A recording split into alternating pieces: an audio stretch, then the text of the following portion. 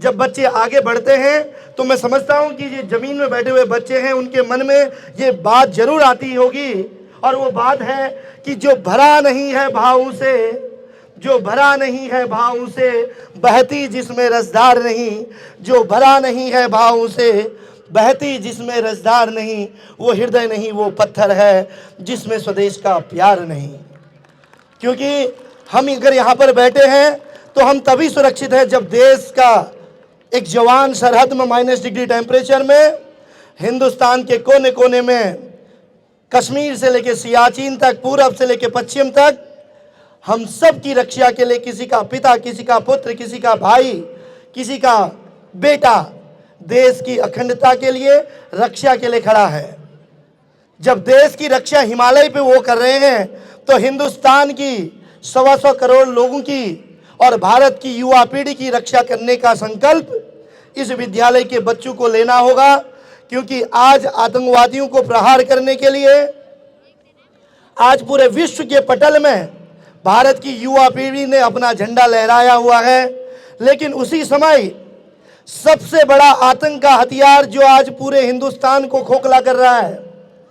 वो आतंक का हथियार इस उधम सिंह नगर में भी जा चुका है। उसने छोटे छोटे बच्चों को अनाथ कर दिया है। एक छोटी सी उम्र में एक माँ के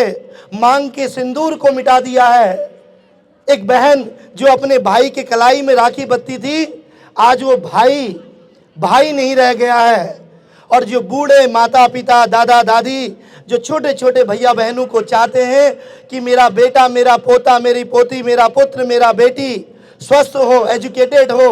और आज माँ बाप भूखे प्यासे संघर्ष करके अपने बच्चों को पढ़ाते हैं, ये सोचते हैं कि वो बच्चे बुढ़ापे में उनकी ताकत बनेंगे, उनकी लाठी बनेंगे। वही बच्चा जब उनको बुढ़ापे में वृद्धाश्रम भेज देता है, वही बच्चा जब उनको बुढ़ापे में घर से निकाल देता है, 2 पैसे कमा क्या लिए, 4 शब्द अंग्रेजी में क्या बोल दिए, विदेशों में रह के पूरे माँ बापों को घर में डेड बॉडी बनने के लिए छोड़ देता है, तो आप मानो न मानो उस समय इस देवभूमि उत्तराखंड में भी एक प्रश्न चिन्ह लग जाता है। मैं तो केवल आग्रह करने आया हूं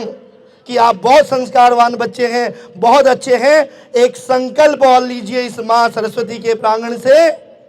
कि आज अगर कोई आतंक का सबसे बड़ा हथियार है जो आपके ब्रेन और बिहेवियर को नष्ट करता है, जो आपको साइंस और टेक्नोलॉजी से दूर करता है, जो आपको स्वच्छता की अनुभूति भी नहीं होने देता,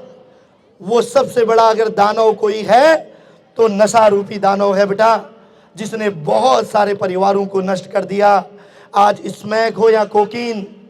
आज शराब हो या अन्य मादक पदार्थ, एक छोटा सा बच्चा जब 13 साल का होता है, जब वो 6ठी से लेकर 12वीं तक जाता है, उस समय उसके मन में उगम होती है,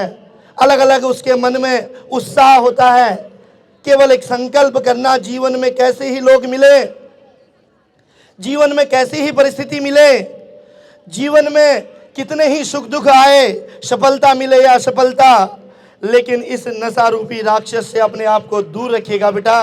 क्योंकि आतंकवादियों को सबसे ज़्यादा फंडिंग नशे के कारण होती है। अगर कल किसी का बेटा शहीद हुआ है, अगर कल किसी के बुढ़ापे की लाठी टूटी है, कल किसी मांग का सिंदूर मिटा है, तो उसमें नशे का बहुत बड़ा हाथ है। तो मैं चाहता हूं कि आप संकल्प करें कि हम अपनी माँ, अपने पिता और इस भारत भूमि की रक्षा के लिए स्वयं को व्यसन मुक्त रखेंगे।